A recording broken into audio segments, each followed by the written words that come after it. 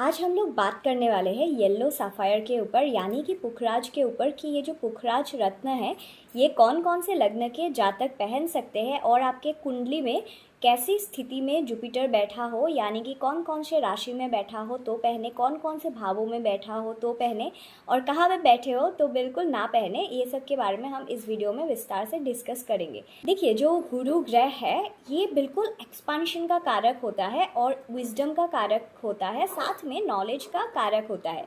तो कौन सी चीज़ ऐसा है दुनिया में जिसमें नॉलेज की ज़रूरत ना हो। देखिए, हर एक जगह पे आपको अगर स्किल डेवलप करना है, कोई भी चीज़ में आपको ज्ञान तो चाहिए, तभी आप लक्ष्मी को कमा सकते हैं और लक्ष्मी को कमाने के बाद आप में शक्ति आती है जो कि महाकाली देती है। तो यहाँ पे जो सरस्वती माँ का ज्ञान है वो आप तक आने के लिए गुरु ग्रह बहुत ज़्यादा आपकी मदद करते हैं। इसीलिए कहा जाता है कि अगर आपके पत्रिका में सारे के सारे ग्रह खराब हो लेकिन एक अकेला जुपिटर अच्छा बैठा हुआ हो तो आपके जीवन में कोई अघटन या दुर्घटना कभी घट ही नहीं सकती, क्योंकि गुरु ग्रह इतना प्रभावशाली होता है और बहुत ही पॉजिटिव सा प्लैनेट होता है।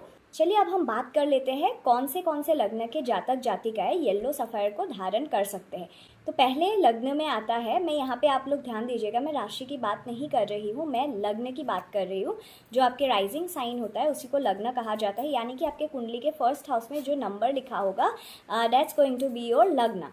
तो इस हिसाब से अगर आप देखेंगे तो मेष लग्न, कर्कट लग्न, वृश्चिक लग्न, धनु लग्न, मीन लग्न और सिंह लग्न के जातक जातिकाएं येलो सफ़ायर को बिल्कुल धारण कर सकते हैं। और अगर आपकी पत्रिका में जुपिटर योग कारक है और बहुत ज़्यादा शुभ स्थिति में बैठा हो तो अगर आप येलो सफ़ायर यानी कि पुखराज को धारण करते हैं तो आप अपने जीवन में आध्यात्मिक उन्नति के साथ जो मटेरियलिस्टिक जो उन्नति होती है, सुख शांति और घर परिवार में बिल्कुल कलेश ना होना, बहुत सारी चीज़ों में आप इससे सहायता ले सकते हैं येलो सफ़ायर से।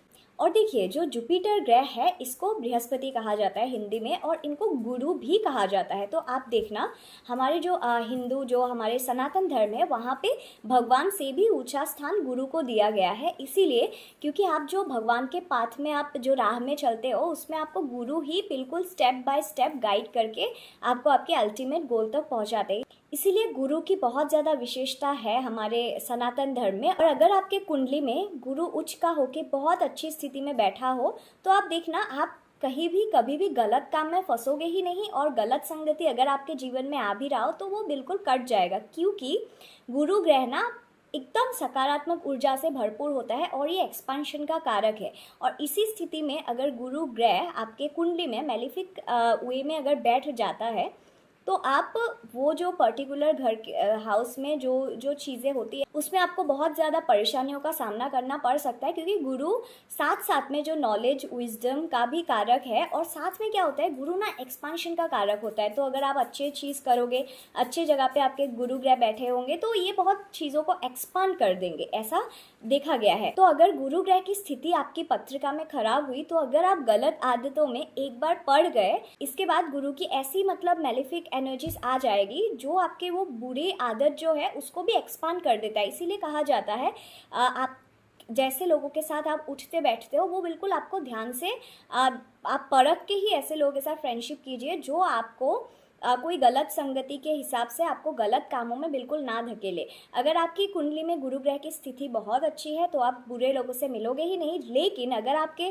कुंडली में गुरु की स्थिति सही नहीं है, नीच का है, त्रिक भाव में बैठा हुआ है, तो आपको बिल्कुल अपने संगति पे ध्यान देना बहुत ज़्यादा ज़रूरी है, क्योंकि गुरु सारे चीज़ों को एक्सपांड कर देते हैं। और गुरु ग्रह मैरिज का भी कारक माना गया है। कोई भी व्यक्ति का अगर बहुत टाइम तक मैरिज ना हो या मैरिज सही ना चल रहा हो तो गुरु की रेमेडीज़ करने से उनका मैरिड लाइफ सही हो जाता है। और अगर आप जुपिटर पहनने की स्थिति में हो, जो मैंने प्रीवियसली मेंशन किया था जो लग्नास, उसमें अगर गुरु ग्रह आपकी अच्छी स्थिति में बैठा हो तो आप अगर एक येलो सफ़ायर आप धारण करें तो आप देखना आपकी जो सकारात्मक ऊर्जा है ना वो बहुत बढ़ जाएगी और आपकी बात लोग सुनने लगेंगे। आपकी फैमिली में कोई खटपट या खटास था तो वो भी बिल्कुल मिट जाता है। तो येलो सफ़ायर के ना कई सारे बेनिफिट्स बताया गया है और येलो सफ़ायर कहीं कहीं पे तो बोला गया है कि ये हेल्थ बेनिफिट्स में भी कारक हो जाता है।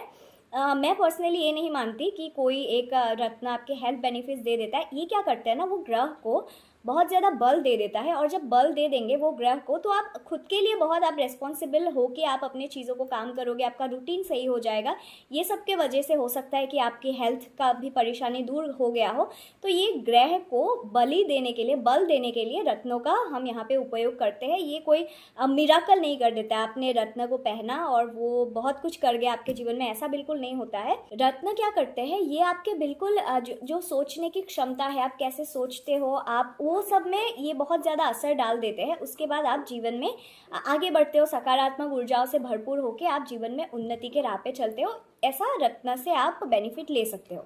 तो अभी हमने पहले बात कर लिया कौन कौन से लग्न के पहन सकते हैं। देखिए, अभी हाउसेस की बात करेंगे कि कौन कौन से घर में गुरु बैठा हो तो पहन सकते हैं। देखिए, जो हमारे केंद्र भाव होते हैं, यानी कि 1st, 4th, 7th और 10th, इसमें अगर गुरु अच्छी स्थिति में बैठा हो तो आप पहन सकते हैं। और साथ में जो हमारे लक्ष्मी भाव कहते हैं हम लोग, जिसको त्रिकोण भाव कहा गया है, जिसमें 1st हाउस आता है जो कि केंद्र में भी आता है, तो 1st हाउस और 5th house and 9th house. 9th house में तो अगर आपके जुपिटर बैठा है तो ये तो बहुत अच्छा है, क्योंकि आपकी throughout your life you will get support from your gurus, और जो आपके एल्डरली फिगर्स होते हैं जो आपको गाइड कर सकते हैं जीवन में, इन लोगों के संग में बिल्कुल रहिए, बहुत ज़्यादा आपको बेनिफिट होने वाला। 9th house Jupiter is very nice, बहुत ज़्यादा अच्छा होता है। इसका कारण ये भी होता है, अगर हम काल पुरुष की कुंडली में देखें तो 9वां घर किसको मिलता है, धनु राशि को मिलता है। तो धनु राशि के स्वामी कौन है, गुरु ग्रह है। तो 9th हाउस में हम हमें हमारे धर्म को भी जोड़ के देखते हैं। अगर आपके 9th हाउस का जुपिटर है, अच्छी स्थिति में है, अगर कैप्रिकॉर्न राशि में ना बैठा हो और 9th हाउस में, तो बिल्कुल से आप येलो सफायर, आपके जो वर्किंग हैंड है, अगर राइट हैंड से आप काम करते हो तो आप राइट में पहने, अगर आप लेफ्ट हैंड से लेफ्टी हो तो आप लेफ्ट हैंड में पहने। इसमें कोई मेल फीमेल की बात नहीं है कि मेल है तो राइट में पहने, फीमेल है तो लेफ्ट में पहने, ऐसा बिल्कुल नहीं होता है। जो आपके वर्किंग हैंड होता है उसी में आपको रत्नों को धारण करना चाहिए। तो ये सब घरों में अगर आपके बैठे हुए हो जुपिटर तो पहन सकते हो। और साथ साथ में अगर 2nd हाउस में अच्छी स्थिति में जुपिटर बैठा होता है तो भी व्यक्ति को बहुत ज़्यादा लाभ होता है। बहुत अच्छे अच्छे कामों से व्यक्ति बहुत अर्न करता है, और उसकी जो वाणी होती है ना, उसमें एकदम बिल्कुल प्रभावशाली होता है। आप किसी को कुछ बोलोगे ना, अच्छा गाइडेंस दे पाओगे, ऐसा वाला देखा गया है। तो 2nd हाउस में भी जुपिटर अगर अच्छी स्थिति में बैठा हुआ हो तो आप बिल्कुल से येलो सफ़ायर धारण कर सकते हो। और येलो सफ़ायर धारण करने के बाद आपके ऊपर गुरु कृपा तो बन ही जाता है, और आप सकारात्मक ऊर्जाओं से आप भरपूर हो जाते हो, विचार आपके सकारात्मक हो जाते हैं, बहुत से सारे बेनिफिट्स होता है। और एक चीज़ आप देखोगे, अगर आपने येलो सफ़ायर पहना है तो आपकी जो रिलेशनशिप्स होती है ना, चाहे वो कैसी भी रिलेशनशिप हो, आपके घर के हो या ऑफिस के हो, कहीं का भी हो, वो सब सुधरने लग जाते हैं। तो येलो सफ़ायर के बहुत सारे बेनिफिट्स है। अगर आपकी कुंडली इसको फेवर कर रही है तो you should definitely wear a yellow sapphire, यानी कि पुखराज।